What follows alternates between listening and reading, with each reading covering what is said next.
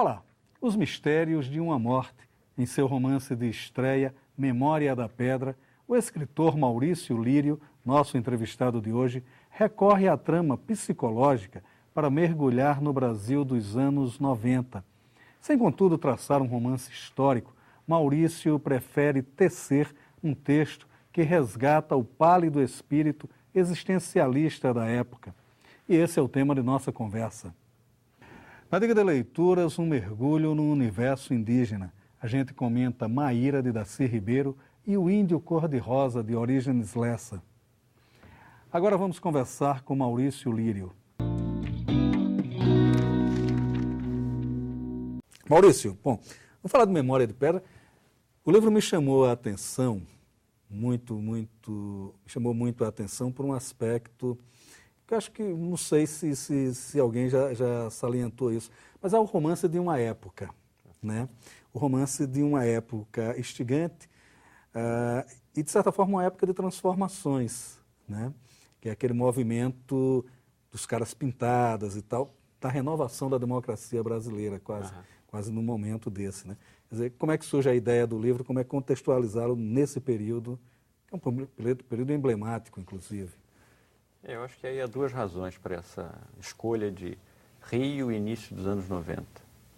A primeira, bom, existe uma razão muito prática, foi o último momento em que eu vivi no Rio. Eu saí do Rio em 93 e fui para Brasília como diplomata e tudo mais, depois tive que servir no exterior. E eu tinha essa memória desse último momento do Rio, marcante para mim também, porque alguns fatos aconteceram, eu perdi meu pai nessa época, e ao mesmo tempo eu precisava de um contexto social, político, urbano, relativamente conturbado e envolvente, para justamente fazer o contraste com o personagem principal, que é um personagem mais do distanciamento social. Eu precisava encaixar esse personagem de uma certa, eu diria, frieza em relação ao mundo exterior, num mundo exterior que não permitiria frieza. Então é um pouco o contraste de um contexto muito complexo e conturbado e que invade a vida das pessoas, como a violência no Rio, a presença, né, das enormes diferenças de classe numa cidade como o Rio de Janeiro, e ao mesmo tempo a ação de um personagem, para mim era um personagem derivado de alguns personagens do distanciamento, como os personagens existencialistas franceses e tudo mais, e eu queria encaixar esse personagem num contexto que não permitiria essa imersão em si mesmo e essa, eu diria, distância do que acontece ao redor. O Eduardo, né, que é um professor universitário, que é uma figura curiosa, né? Essa questão, ele sempre teve uma vida relativamente confortável e sempre distante dos fatores sociais, alheio mesmo, né? O envolvimento dele com a filosofia bem típico disso. E que, de repente, ele começa a perceber o que está em volta de uma maneira mais chocante, né? E em contradição com o ambiente que ele sempre viveu. Né? O sogro dele faz muito esse contraponto com ele. Né? Quer dizer, era um personagem muito comum na época também, quer dizer, não diga assim comum, mas era um personagem... Havia esse tipo de pessoas muito ali, muito próximos da gente, né? As pessoas totalmente alheio, né? Que é curioso, ele não chega a ser alienado. Mas a ideia era justamente fazer o contraste entre esse personagem socialmente desengajado, ou seja, distante de uma realidade muito crítica, como uma realidade de uma cidade como o Rio de Janeiro, no início dos anos 90, como até hoje, né? Mas esse personagem, aparentemente desmotivado das questões, eu diria, coletivas, de repente tem uma certa, eu diria, um fascínio por uma inteligência bruta no meio da rua e praticamente coloca na sua vida, né, esse pedaço, né, de crise social de uma cidade, que é justamente o convite para o garoto para morar. Inicialmente para passar uma noite na casa dos dois, mas que acaba ficando depois e convive com o casal. Né? Que é a Laura e o Eduardo, que tem um contraponto também muito interessante com o outro casal, o Gilberto e a esposa, né, a Marina. Né? Quer dizer, Isso é uma das fortes marcas do romance, e que é o confronto de diferenças, né? O confronto de oposições muito próximas, né? Quer dizer, também isso é um retrato da época, né? A convivência muito próxima desses conflitos, né? Né? Uhum. Quer dizer, como é que isso aparece também no romance? Aí são na verdade são dois eixos principais que eu acho que o livro tem, né? Um é justamente a interação complexa entre dois casais, né? Que vive momentos, eu diria, mais agudos, como o momento em Búzios, né? Em que alguns desejos, algumas situações mais, eu diria, né, mais extremas afloram. Além desse eixo, que é o eixo, vamos dizer assim, da vida normal de um casal como Eduardo e Laura no Rio de Janeiro, pelo menos de classe média alta. Mas, além disso, a convivência com essa realidade da cidade, que para a maioria das pessoas pode ser perfeitamente, não ignorada, mas pode viver à margem do seu cotidiano, e como esse novo eixo dessa relação com esse garoto também interfere e, vamos dizer assim, entra nesse mundo dessas relações complexas entre quatro pessoas no Rio de Janeiro. E então a minha ideia era um pouco juntar esses dois tipos de relações num mesmo quadro de acontecimentos, né? Há um negócio interessante também no romance, é a personalidade tanto do Eduardo quanto da Marina, porque eles têm exatamente aquilo que a gente, durante a questão do existencialismo, né? Aquela coisa meio que você está meio que alheio ao mundo, quer dizer, o mundo exterior não lhe atinge, né? Você tem uma certa proteção a esse mundo. E é curioso porque, pela evolução mais recente da literatura brasileira, a gente achou que esse personagem estivesse até um pouco esquecido. E você, de certa forma, resgata esses personagens com muita atualidade, né? Quer dizer, como é que também foi esse trabalho aí? Aí também tem a questão da preferência pessoal. Eu tive um interesse muito grande e me impressionei muito com alguns romances existencialistas franceses, né? A Náusea do Sartre, para mim, é um romance extraordinário. Depois os romances do Camus, né? O Estrangeiro é um livro também extraordinário. E até, curiosamente, alguns existencialistas americanos, o Walker Percy, que é um autor hoje pouco falado, mas que também é um autor muito interessante. Eu gostava dessa ideia do personagem existencialista. Talvez meus primórdios de leitura, né?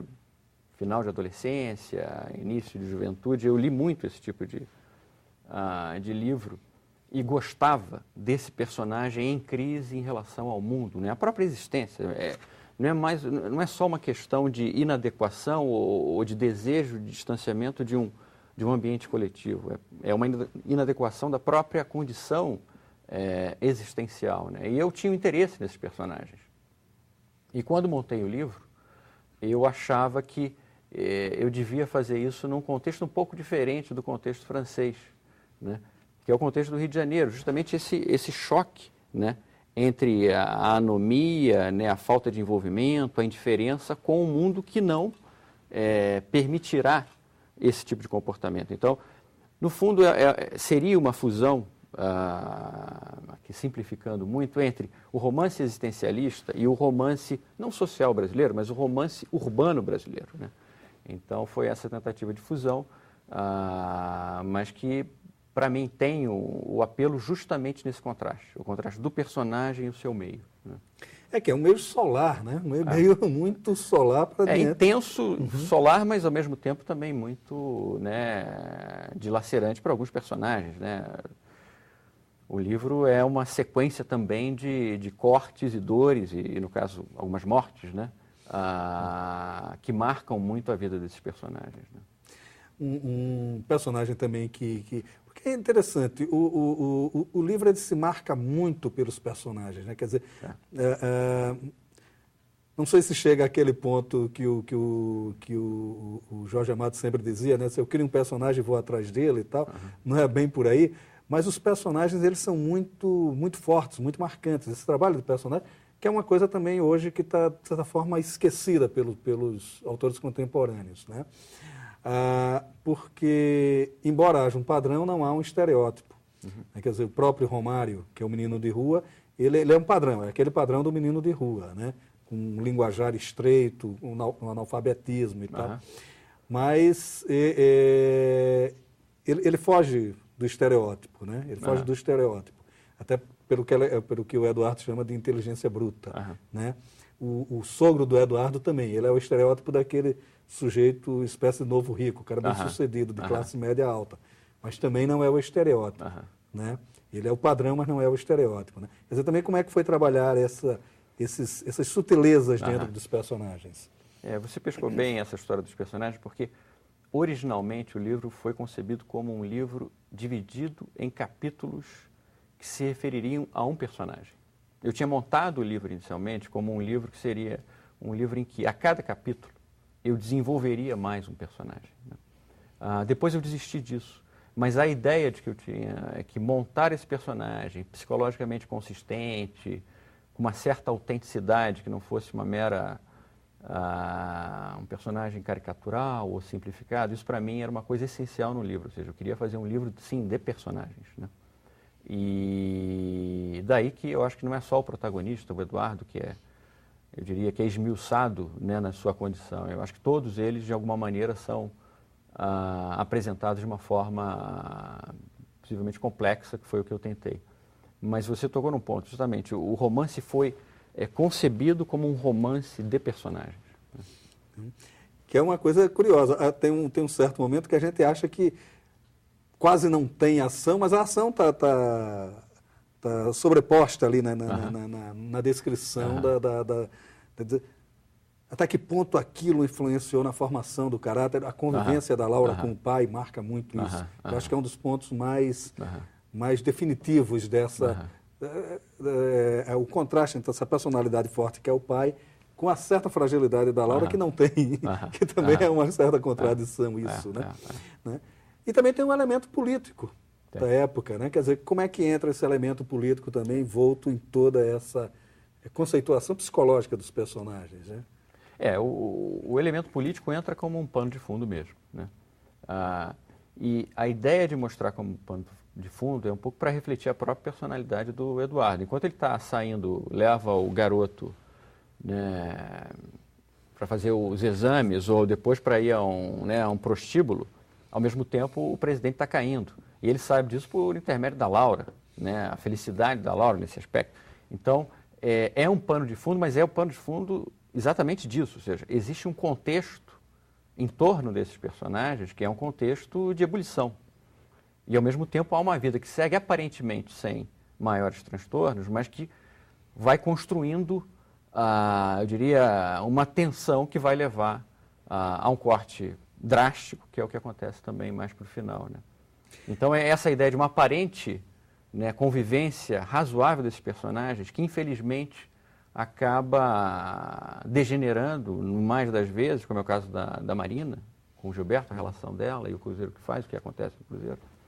E é o caso do Eduardo com o menino, né, que supostamente com a sua, não é nem boa intenção, porque não era o caso, mas com o seu gesto, que poderia ser interpretado como um gesto socialmente elevado, o que seja, as consequências negativas disso, e talvez por uma certa inconsciência do Eduardo. Eduardo, um amigo meu chamou o Eduardo uma espécie de um Hamlet carioca, porque ele é dilacerado por uma grande dúvida, a questão da morte do pai, e ao mesmo tempo vai tomando determinadas atitudes ou tomando determinadas decisões que aparentemente são anódinas, são sem consequências, mas que acabam deflagrando, né, um círculo de perdas, de sofrimentos em torno dele, e ele não é muito consciente disso, né? É um pouco o caso da história do Hamlet. Eu sinceramente não tinha feito nenhum paralelo quando montei o livro, mas eu fiquei muito satisfeito com a comparação, obviamente, né, imerecido, mas que é uma comparação interessante sobre as consequências, né, de uma ação que é aparentemente neutra, mas que gera efeitos terríveis, né, na vida de todos ali, né? É porque ele tem uma postura curiosa nesse sentido mesmo. Ele é dominante, né, sobre todo aspecto, ele tem o domínio da situação, e ele vai tomando aquelas atitudes indiferente aos outros, né? Quer dizer, os outros pouco importa. O importante é que ele satisfaça aquele momento dele. A próprio encontro dele com o menino de rua, quer dizer, não o encontro, mas a tomada dele de posição com relação ao Menino de Rua, ela está muito, muito moldada sobre isso, né? A atitude dele no departamento que ele trabalha, está sempre... É um personagem que terminou sendo um personagem muito complexo também, né? Quer dizer, como é essa complexidade psicológica do personagem também? Isso que você falou, né, justamente, são os atos que são vamos dizer, são, né, tomados, são ações feitas sem medir as consequências. É lógico que aqui não é uma questão de juízo moral do personagem, é simplesmente uma questão de construção de uma ação, e essa ação demonstrando, inclusive, os elementos psicológicos desse personagem. Mas, desde o início, a questão do contato com o menino, depois, a questão, por exemplo, da proposta de troca de casais entre os dois, depois, a própria maneira como ele vai tentar desvendar ou saber do passado de Laura com o pai, tudo isso é feito com uma certa inconsequência, sem maior peso e reflexão, e gera, né, o que gera. Mas a construção psicológica era um pouco essa. É que num contexto como o do Eduardo, esse aparente distanciamento do real, essa aparente neutralidade em relação aos outros, né, não se torna mais possível, porque o que ele faz nesse contexto acaba tendo consequências terríveis, que é o contrário do que acontecia nos romances existencialistas franceses, à exceção do Estrangeiro, que tem a questão também da imotivação. Como é que você vai pensar, o Meursault, de repente está ali na praia, o sol, não sei o que, atira, né, em outra pessoa, é condenado, né, aparentemente, uma ação imotivada, né? Mas no caso mas também uma ação drástica, não é o caso do Eduardo. O Eduardo faz pequenos gestos que podem ter consequências, mas que não necessariamente poderiam ser considerados criminosos ou drásticos como esse, mas isso é que acaba deflagrando, né, um processo de dores e de sofrimento em torno dele. Agora, há também um outro ponto do romance, que é o desenvolvimento mesmo da escrita, né? A questão da carpintaria. Porque ele é um romance, os personagens, embora você seja um romance de personagens, né? Aquilo que a gente poderia chamar assim, o forte ali está na construção dos personagens, em como ele se delineia, há sempre um jogo mesmo de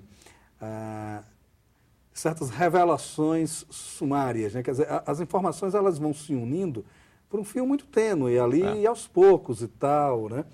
Para que a gente chegue lá ao final. Quer dizer, também é um trabalho de sedução do leitor isso, né?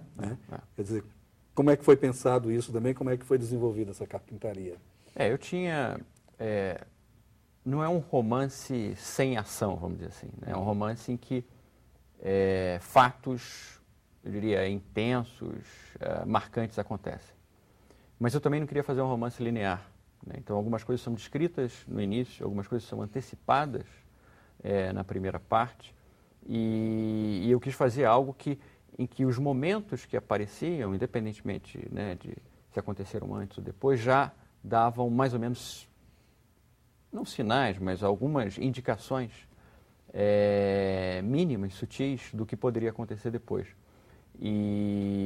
Mas era o meu propósito não fazer um romance linear, ou seja, com o tempo corrido normalmente. Eu queria um pouco entrelaçar todas essas histórias, um pouco refletindo a própria cabeça do Eduardo, que é uma cabeça muito complexa, e marcada justamente pelo passado, ou seja, um passado muito incidente sobre o presente, que é a questão também do suicídio ou não do pai, né? E como isso, né, de certa maneira, se reflete em tudo, desde a relação dele com o garoto, até a própria relação dele depois com a morte da Marina e tudo mais. Então, esse elemento de um abandono que ele terá vivido, né? Ou ele supõe que é um abandono, isso é muito forte e atravessa todo o livro, e todo o livro um pouco é um pouco a trajetória desse personagem Eduardo, né? Personagem complexo, inclusive a relação meio de crueldade que ele tem com a Marina, né? De desejo e crueldade é uma coisa meio complexa aquela relação ali, sobretudo dele com relação a ela.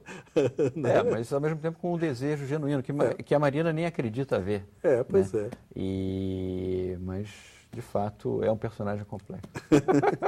Agora, Maurício, e a partir do Memória da Pedra. Quer dizer, o que é que você está trabalhando, o que é que você está fazendo, como é que está essa questão da condução da carreira mesmo?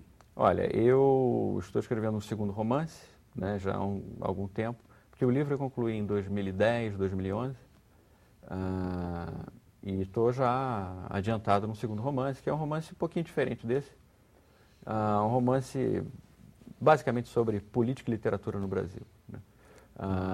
Também com um personagem, eu diria, espero complexo, né?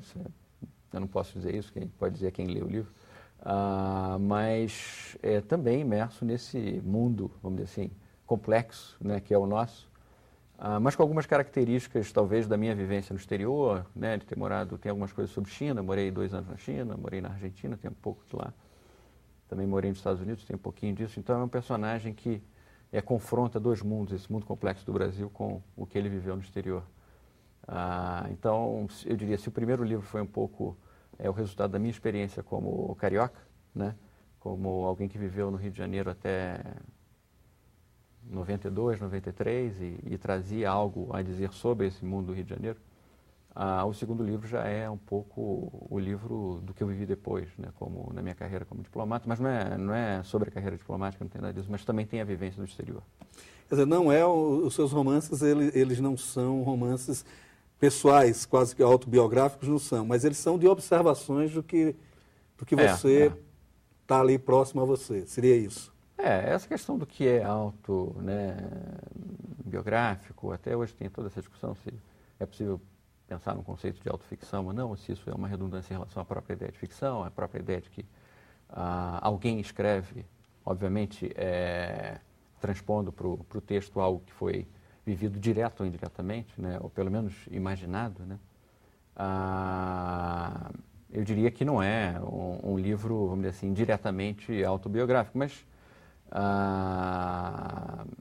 não sei, para alguns escritores, eu acho que a vivência, a experiência prática é fundamental, como talvez alguns não tenham, talvez a vivência psicológica seja tão rica, né, que basta para escrever, mas no meu caso, essa vivência em alguns lugares, em algumas situações, em alguns contextos, para mim é crucial. E no caso do segundo livro, é um livro muito marcado também pela minha vivência em outros lugares.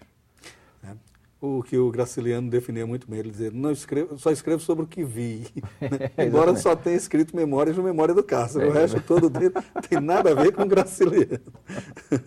É isso, Maurício, muito obrigado por sua participação aqui no Leituras. Muito obrigado, Maurício, pelo convite.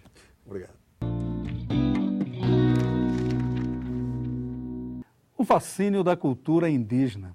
Desde o descobrimento do país em 1500, com a Carta de Pero Vaz de Caminha, que muitos escritores tentam dar um sentido gráfico àquele sentimento ágrafo. Poucos conseguem, pois o risco de cair no apenas folclórico é muito grande.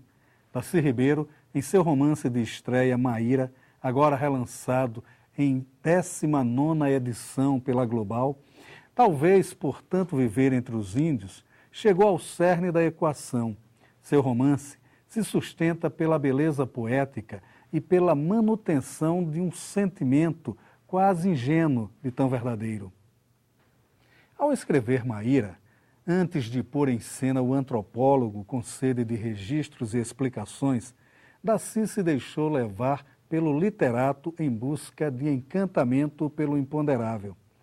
Mesmo que a gente poderia chamar de enredo, a busca de um Deus vivo pelos índios está emaranhado em lendas e sentimentos muito puros. O resultado é a celebração à crença mais cristalina. Maíra é Deus, e mesmo posta em conflito com o Deus dos padres, seu poder de abrigar os filhos e celebrar uma vida sem ambição de posse, nos ensina tudo. E aí está o espírito do romance de Darcy Ribeiro, mostrar o quanto estamos unidos por nossas crenças pessoais. Crer no imponderável, há quem faça disso uma missão de vida. Um menino ucraniano que desembarcou no Porto do Recife em 1922 trazia em si este sentimento. Sua trajetória de aventureiro foi desvendada por Orígenes Lessa no livro O Índio Cor-de-Rosa, evocação de Noel Núteus. relançado também pela Global. Lessa sempre considerou o livro uma reportagem sobre Núteos, o médico que se tornou defensor dos índios. Naturalmente que todos os fatos narrados são reais. No entanto, a força do escritor deixa espaços para que o imaginário descambe sobre uma vida real. Noel, que foi idealista em tudo, não se prestava a uma biografia seca e verdadeira. Orígenes Lessa entendeu este princípio e fez um texto lírico, comovente e instigante. É impossível deixar essas páginas sem um certo sentimento de culpa por se manter no conforto. Noel nos ensina que a vida só vale a pena com espaços para generosidade plena. Orígenes Lessa nos conta estes caminhos. Para entender de fato o que se esconde em nossa cultura mais profunda, Maíra, de Daci Ribeiro, e o Índio Cor-de-Rosa, de Orígenes Lessa. O Leitores de hoje fica por aqui e você também pode ficar na companhia de bons autores e bons livros. Até nosso próximo encontro.